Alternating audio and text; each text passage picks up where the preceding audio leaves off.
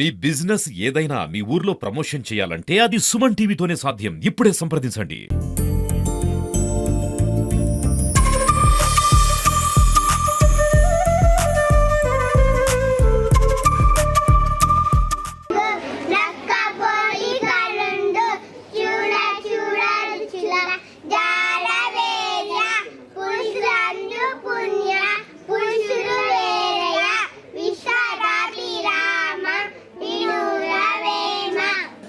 లక్ష మెడలను కదిలించగలిగిన ఒక్క చుక్క సిర ఇక్కడ సాగుతుందో కదా.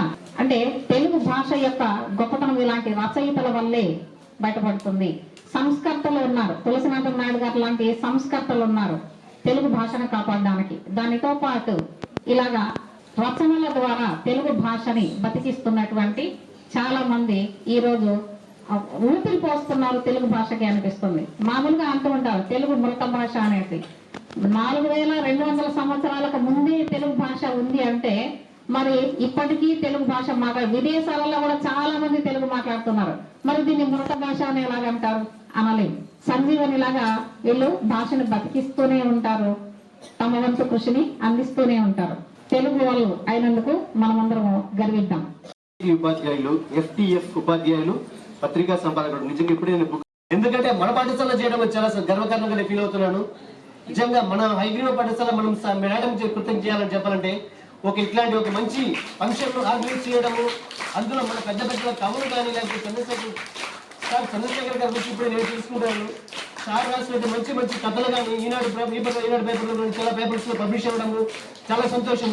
దయచేసి పిల్లలు మీరు గమనించి ఇక మీదట మీరు కూడా సార్ చేసి చదివినట్టుంటే రాసినట్టు కథల్ని మీరు చూస్తూ మంచి విషయాలు తెలుసుకుంటూ మీరు కూడా ఉపయోగంగా ఉండాలని చెప్పేసి నేను కోరుతున్నాను. నా పిల్లలంతా చేస్తారా మీరు 20 రోజుల నుంచి ఎవ్రీ సండే వచ్చిన పేపర్ మ్యాగజైన్ లో ఈనాడు పేపర్లో.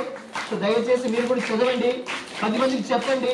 మన చిత్తూరు నివాసులు అందరికీ నమస్తులు, శుభాకాంక్షలు. మనం ఈరోజు ఒకరోజు వెనుక తెలుగు భాషా దినోత్సవాన్ని జరుపుకుంటున్నాం.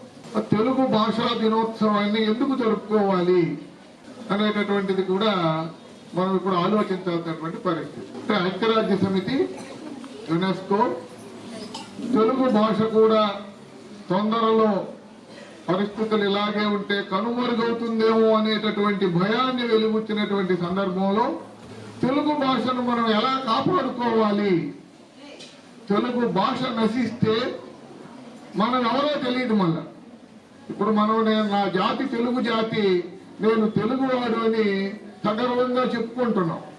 ఏ భాష అయినా అది అభివృద్ధి చెందింది అని చెప్పాలి అంటే ఏ శబ్దానికైనా అక్షర రూపం ఇవ్వగలిగినటువంటి శక్తి కలిగినటువంటిది అభివృద్ధి చెందిన భాష.